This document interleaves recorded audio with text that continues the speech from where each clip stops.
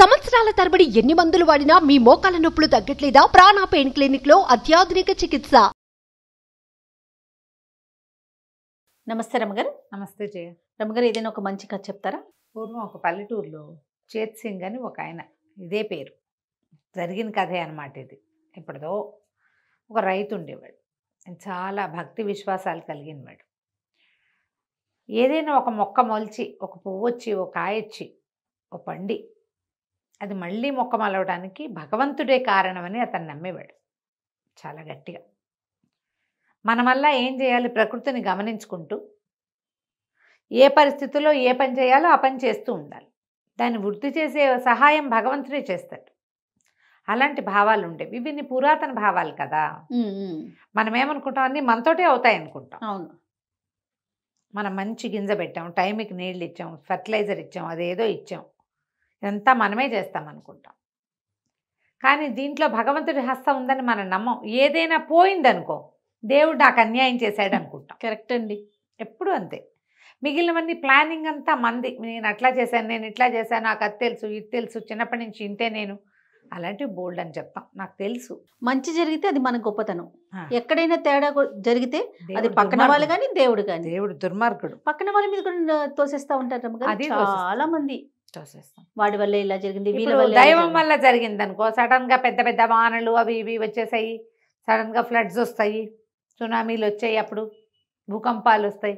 ఇవన్నీ భగవంతుని వల్ల కదా, యాక్ట్ ఆఫ్ గాడ్, భగవంతుని వల్ల అవుతాయి. మనం అదే కదా అనుకుంటాం. అవును. ప్రకృతి వైపరీత్యాలన్నీ భగవంతుడి వల్ల జరిగాయి అనుకుంటాం. అయితే ఈయన చాలా శ్రద్ధగా అదని మీద గింజలు విత్తనాలు వేసేవాడు, నారుమడి పోసేవాడు, తర్వాత చక్కగా అన్నీ విత్తేవాడు, చేనుకు కావాల్సిన సహాయాలన్నీ చేసి భగవత్ కటాక్షంతో ఈ చేను నా చేతికి వచ్చిందని నమ్మేవాడు. అయితే ఓ సంవత్సరం అందరూ పొలం పనులు చక్కగా చేసుకున్నారు, అన్నీ తవ్వి దున్నుకున్నారు, తర్వాత గింజలు చేశారు, అన్ని విత్తనాలు మళ్ళీ ఏమంటారు దాన్ని, ఊడుపులు గీడుపులు కూడా అయిపోయినాయి. ఊడవటం అంటే అదే ఏమంటారు, నారుని విడివిడిగా తీసి పెడతారు కదా. మొదటి నారు కుప్పగా వేస్తారు, ఆ కుప్పని తీసి నారుమడి వేస్తారు, ఆ మడిలో నుంచి మొత్తం కుప్పలు తీసుకుని ఒక్కొక్క చెట్టు విడివిడిగా నాటుతారు. ఊడవటం అంటారు. ఊడుపులు, నాట్లు కాదు, నాట్లు. మా వైపు ఊడుపులు అంటారు. ఓకే. మొక్క పొడవటం. మా సత్యవతి వాళ్ళ వైపు గులాబీ మొక్క పెట్టినా మొక్క ఊడ్చానంటుంది అది. వరిని ఊడుపు, వరి ఊడుపులు అంటారు. వరి నాట్లు లేదా ఊడుపులు. గులాబీ మొక్క పెట్టినా, టమాటా మొక్క పెట్టినా సరే ఊడవటమే, అదే ఊడ్చాను అంటారు. ఈ ఊడుపు కాదనమాట, దాన్ని వేళ్ళు ఊనుకునేలాగా చేయటం అనమాట ఊడుపు. అయితే ఏమైంది, ఆ సంవత్సరము వర్షాలు పడల, క్రమంగా తేమ లేక, పైనుంచి నీళ్లు రాక, వర్షాధారమే ఆ ప్రాంతం అంతా, పంటలు రాల. సరే ఏం చేశారు, జనమంతా జాగ్రత్త పడ్డారు. ముందు సంవత్సరం ఒడ్లే విసురున వాడేయకుండా కొంచెం జాగ్రత్త చేసుకున్నారు. ఏమిటో రెండో పంటకు కూడా వాన రాలేదు. రాకపోయేసరికల్లా జనాలు బెదిరిపోయారు.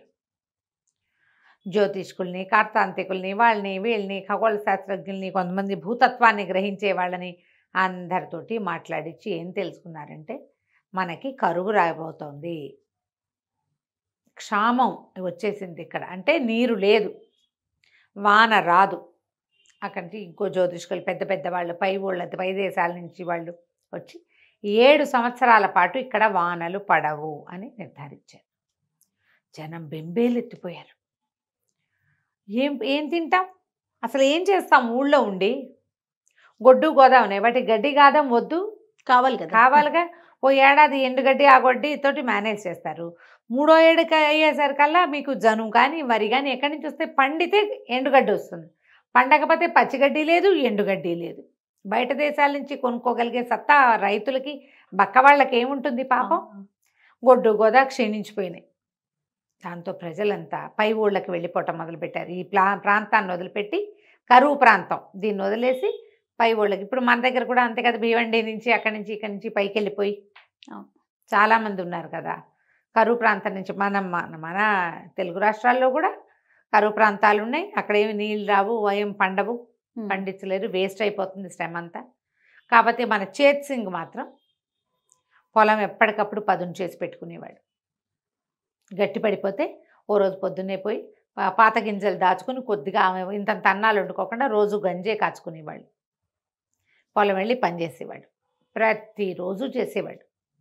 మధ్యలో ఏ ఒక రోజు అర రోజు ఊరుకునేవాడు, కానీ మళ్ళీ వెళ్ళి పొలం అంతా సక్రమంగా గట్లు సరి చేసుకోవటము, పొలం అంతా దున్ని తవ్వి మట్టిని మెత్తగా చేయటానికే ప్రయత్నం చేస్తూ ఉండేవాడు.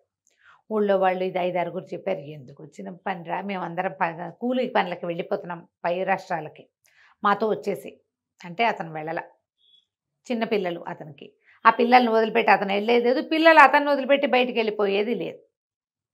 ఇంట్లో వాళ్ళ అమ్మ నాన్న ఉంటే వాళ్ళ చెల్లెలు వచ్చి తన ఊరికి తీసుకుపోయింది. ముసలి వాళ్ళు మీతో పాటు ఏముంటారు, ఏదో కలో గంజో మాతో తాగుతారులే, ఉన్న ఒడ్లు కాచుకుని తాగండి మీరు. ఇతను అట్లాగే చేస్తూ ఉండేవాడు. ఏదో చిన్న కాలువ ఉండేది, ఆ కాలువ తోడు నుంచి మంచినీళ్ళు తెచ్చుకునేవాళ్ళు, ఎప్పటికప్పుడు కాలువ పూడికి తీసుకునేవాళ్ళు ఉన్నవాళ్ళు.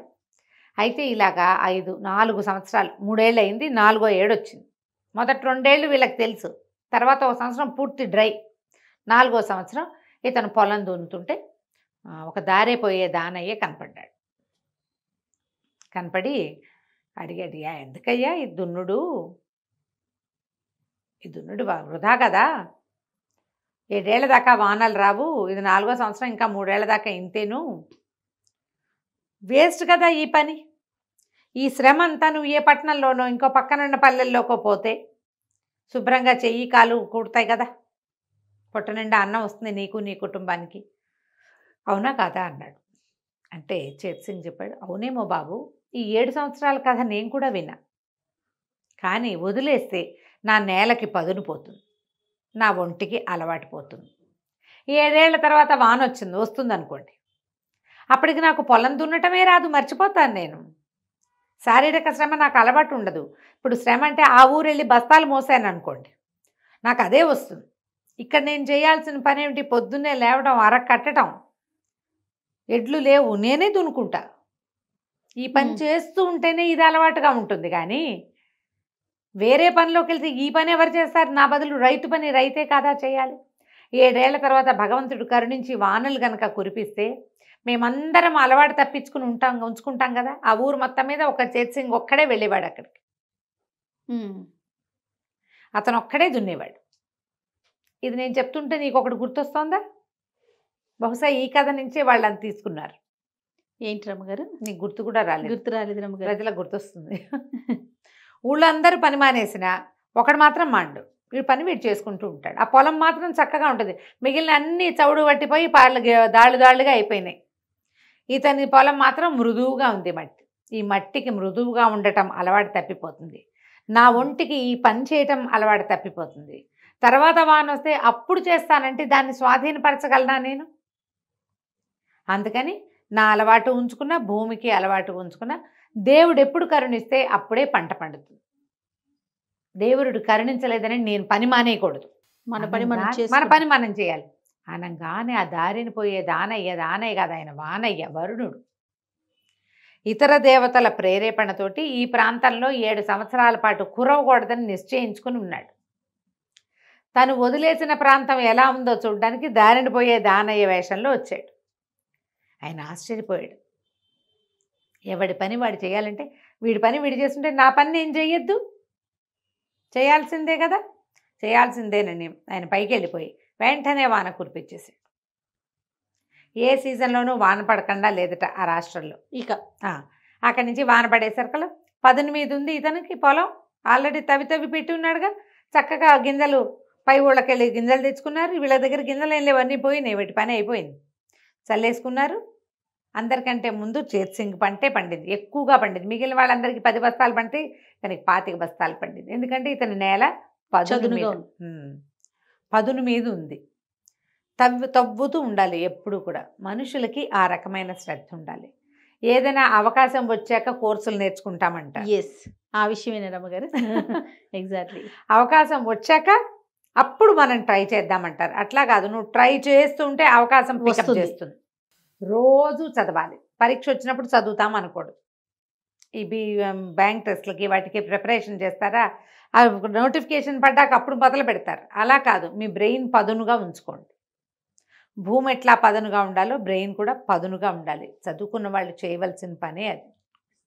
మనకు అవకాశాలు లేవు కాబట్టి ఏ ప్రయత్నము చేయకుండా అలా మందంగా ఉన్నావనుకో, అవకాశం వచ్చినప్పుడు నువ్వు స్పీడప్ అవ్వలేవు, ఎలా అందుకుంటావు? అందుకోలేకపోతాం.